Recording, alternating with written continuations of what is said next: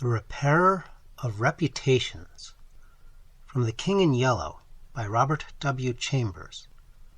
Chapter 1.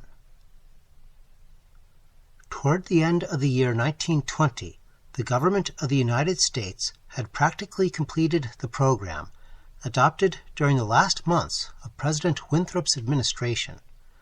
The country was apparently tranquil.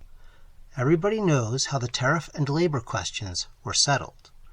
The war with Germany, incident on that country's seizure of the Samoan Islands, had left no visible scars upon the Republic, and the temporary occupation of Norfolk by the invading army had been forgotten in the joy over repeated naval victories, and the subsequent ridiculous plight of General von Gartenlaube's forces in the state of New Jersey.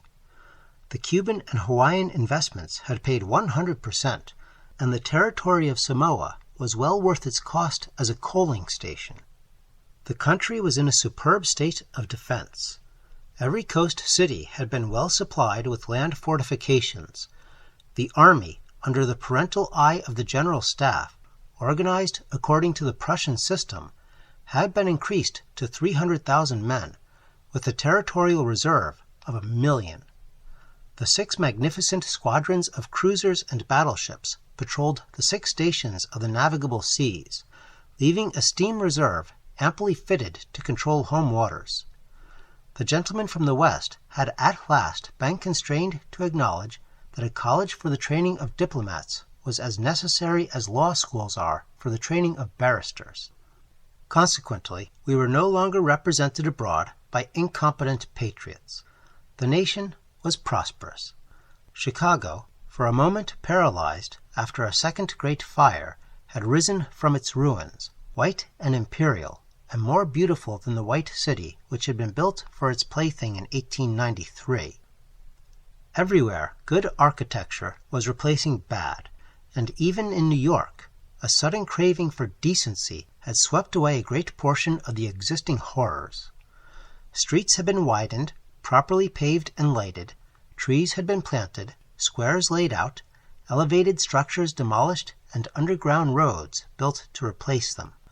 The new government buildings and barracks were fine bits of architecture, and the long system of stone quays which completely surrounded the island had been turned into parks, which proved a godsend to the population.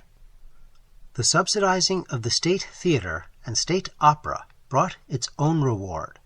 The United States National Academy of Design was much like European institutions of the same kind. Nobody envied the Secretary of Fine Arts, either his cabinet position or his portfolio. The Secretary of Forestry and Game Preservation had a much easier time, thanks to the new system of national mounted police. We had profited well by the latest treaties with France and England, the exclusion of foreign-born Jews as a measure of self-preservation, the settlement of the new independent Negro state of Swanee, the checking of immigration, the new laws concerning naturalization, and the gradual centralization of power in the executive all contributed to national calm and prosperity. When the government solved the Indian problem, and squadrons of Indian cavalry scouts in native costume were substituted for the pitiable organizations tacked on to the tail of skeletonized regiments by a former Secretary of War, the nation drew a long sigh of relief. When, after the colossal Congress of Religions, bigotry and intolerance were laid in their graves, and kindness and charity began to draw warring sects together, many thought the millennium had arrived, at least in the New World, which, after all, is a world by itself. But self-preservation is the first law, and the United States had to look on in helpless sorrow as Germany, Italy, Spain, and Belgium writhed in the throes of anarchy, while Russia, watching from the Caucasus, stooped and bound them one by one. In the city of New York, the summer of 1899 was signalized by the dismantling of the elevated railroads. The summer of 1900 will live in the memories of New York people for many a cycle. The Dodge statue was removed in that year.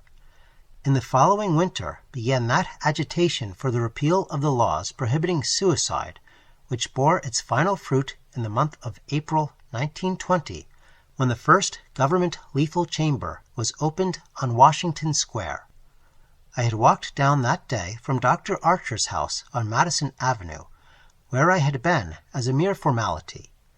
Ever since that fall from my horse, 4 years before, I had been troubled at times with pains in the back of my head and neck, but now for months they had been absent, and the doctor sent me away that day, saying there was nothing more to be cured in me.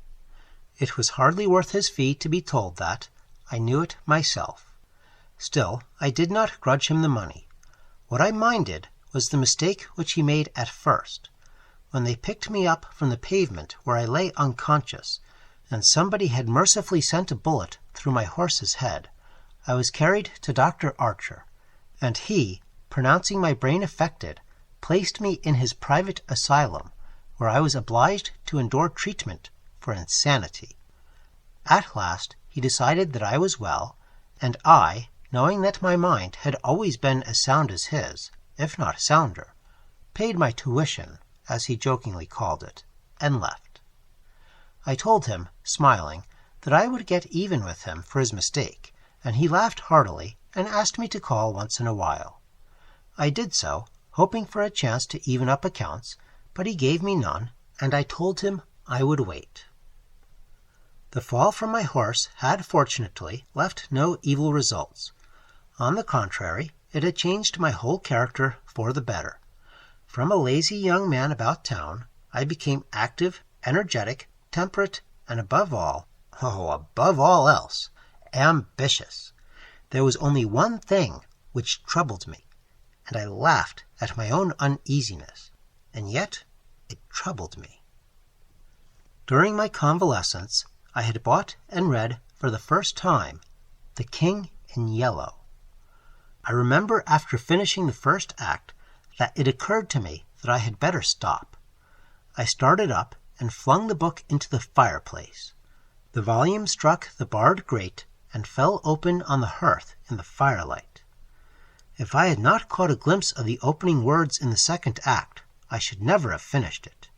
But as I stooped to pick it up, my eyes became riveted to the open page, and with a cry of terror, or perhaps it was of joy so poignant that I suffered in every nerve, I snatched the thing out of the coals and crept shaking to my bedroom, where I read it and reread it, and wept and laughed and trembled with a horror which at times assails me yet. This is the thing that troubles me, for I cannot forget Carcosa, where black stars hang in the heavens, where the shadows of men's thoughts lengthen in the afternoon, when the twin suns sink into the lake of Hali, and my mind will bear forever the memory of the pallid mask. I pray God will curse the writer, as the writer has cursed the world with this beautiful, stupendous creation, terrible in its simplicity, irresistible in its truth. A world which now trembles before the King in Yellow. When the French government seized the translated copies which had just arrived in Paris, London, of course, became eager to read it. It is well known how the book spread like an infectious disease from city to city, from continent to continent. Barred out here, confiscated there, denounced by press and pulpit, censored even by the most advanced of literary anarchists. No definite principles had been violated in those wicked pages, no doctrine promulgated, no convictions outraged. It could not be judged by any known standard. Yet, although it was acknowledged that the supreme note of art had been struck in The King in Yellow, all felt that human nature could not bear the strain, nor thrive on words in which the essence of purest poison lurked.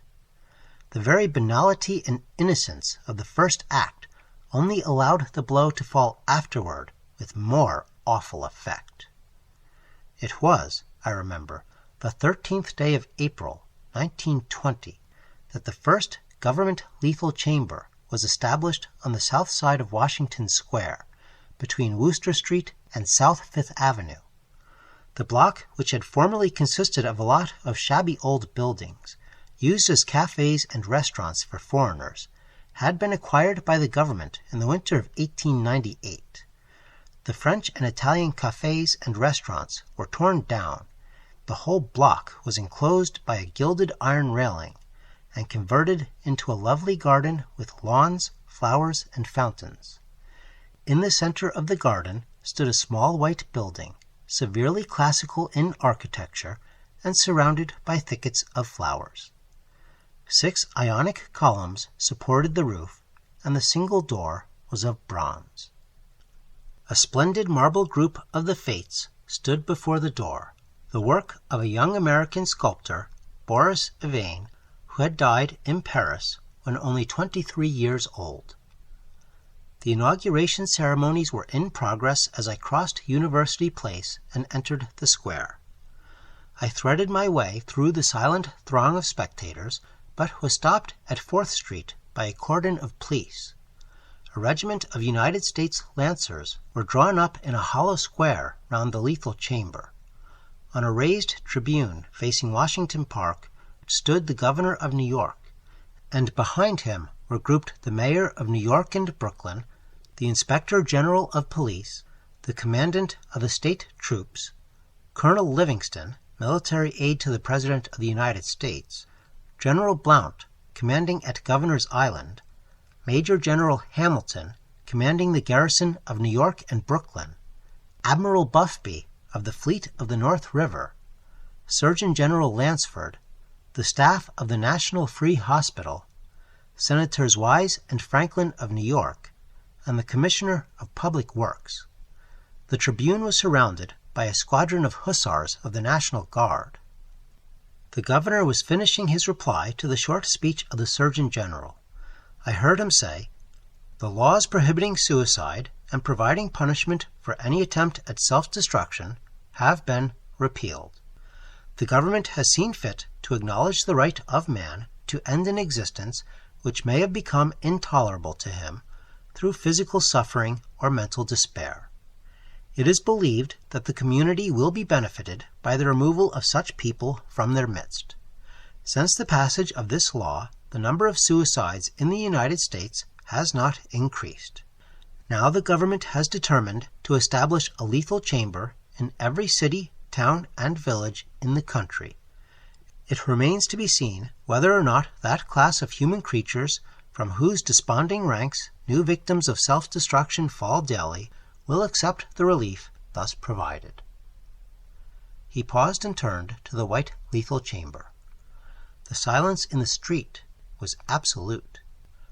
There a painless death awaits him who can no longer bear the sorrows of this life.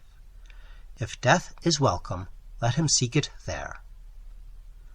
Then, quickly turning to the military aide of the President's household, he said, "I declare the lethal chamber open." And again facing the vast crowd, he cried in a clear voice, "Citizens of New York and of the United States of America, through me, the government declares the lethal chamber to be open."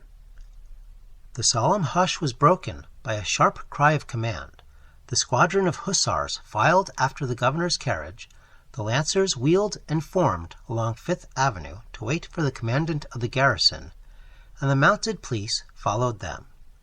I left the crowd to gape and stare at the white marble death chamber, and crossing South Fifth Avenue, walked along the western side of that thoroughfare to Bleecker Street. Then I turned to the right and stopped before a dingy shop which bore the sign, "Hauberk, Armorer." I glanced in at the doorway and saw Hauberk busy in his little shop at the end of the hall. He looked up and, catching sight of me, cried in his deep, hearty voice, "Come in, Mr. Castaigne." Constance, his daughter, rose to meet me as I crossed the threshold and held out her pretty hand, but I saw the blush of disappointment on her cheeks and knew that it was another Castaigne she had expected, my cousin Louis. I smiled at her confusion and complimented her on the banner she was embroidering from a colored plate. Old Hauberk sat riveting the worn greaves of some ancient suit of armor, and the ting-ting-ting of his little hammer sounded pleasantly in the quaint shop. Presently he dropped his hammer and fussed about for a moment with a tiny wrench. The soft clash of the mail sent a thrill of pleasure through me. I loved to hear the music of steel brushing against steel, the mellow shock of the mallet on thigh pieces, and the jingle of chain armor. That was the only reason I went to see Hawberk. He had never interested me personally, nor did Constance, except for the fact of her being in love with Louis. This did occupy my attention, and sometimes even kept me awake at night. But I knew in my heart that all would come right, and that I should arrange their future as I expected to arrange that of my kind doctor, John Archer. However, I should never have troubled myself about visiting them just then, had it not been, as I say, that the music of the tinkling hammer had for me this strong fascination. I would sit for hours, listening and listening, and when a stray sunbeam struck the inlaid steel, the sensation it gave me was almost too keen to endure. My eyes would become fixed, dilating with a pleasure that stretched every nerve almost to breaking, until some movement of the old armorer cut off the ray of sunlight. Then, still thrilling secretly, I leaned back and listened again to the sound of the polishing rag, swish swish, rubbing rust from the rivets. Constance worked with the embroidery over her knees, now and then pausing to examine more closely the pattern in the colored plate from the Metropolitan Museum. "Who is this for?" I asked. Hawberk explained that in addition to the treasures of armor in the Metropolitan Museum, of which he had been appointed armorer, he also had charge of several collections belonging to rich amateurs. This was the missing greave of a famous suit which a client of his had traced to a little shop in Paris on the Quai d'Orsay. He, Hawberk, had negotiated for and secured the greave, and now the suit was complete. He laid down his hammer and read me the history of the suit, traced since 1450 from owner to owner until it was acquired by Thomas Stainbridge. When his superb collection was sold, this client of Hawberk's bought the suit, and since then the search for the missing greave had been pushed until it was, almost by accident, located in Paris. "Did you continue the search so persistently without any certainty of the greave being still in existence?" I demanded. "Of course," he replied coolly. Then for the first time I took a personal interest in Hawberk. "It was worth something to you," I ventured. "No," he replied, laughing. "My pleasure in finding it was my reward." "Have you no ambition to be rich?" I asked, smiling. "My ambition is to be the best armorer in the world," he answered gravely. Constance asked me if I had seen the ceremonies at the Lethal Chamber. She herself had noticed cavalry passing up Broadway that morning, and had wished to see the inauguration, but her father wanted the banner finished, and she stayed at his request. "Did you see your cousin, Mr. Castaigne, there?" she asked, with the slightest tremor in her soft eyelashes. "No," I replied carelessly.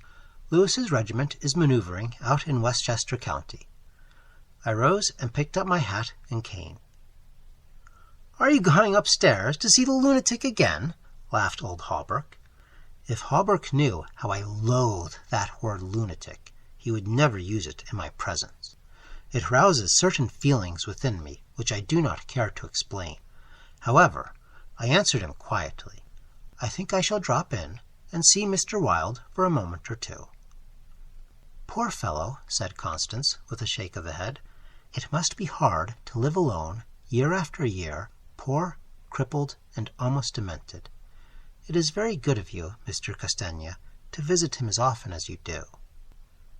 "I think he is vicious," observed Hawberk, beginning again with his hammer. I listened to the golden tinkle on the greave plates. When he had finished, I replied, "No, he is not vicious, nor is he in the least demented.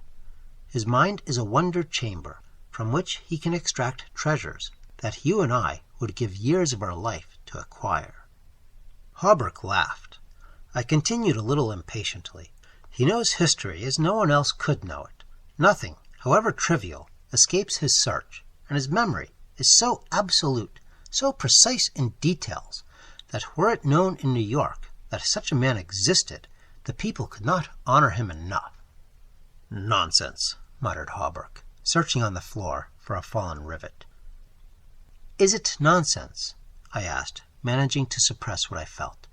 Is it nonsense when he says that the tassets and cuissards of the enameled suit of armor commonly known as the Prince's Emblazoned can be found among a mass of rusty theatrical properties, broken stoves, and rag-pickers' refuse in a garret in Pell Street?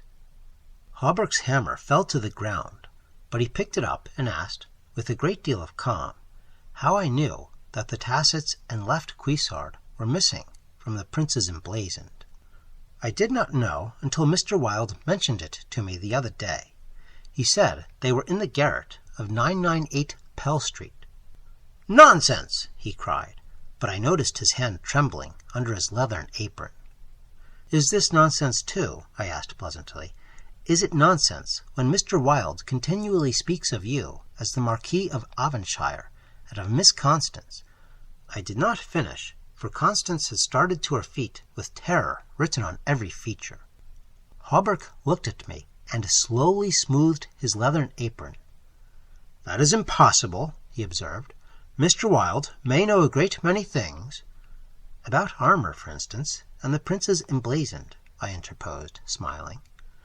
Yes, he continued slowly, about armor also, may be, but he is wrong in regard to the Marquis of Avonshire, who, as you know, killed his wife's traducer years ago, and went to Australia, where he did not long survive his wife. Mr. Wilde is wrong, murmured Constance. Her lips were blanched, but her voice was sweet and calm.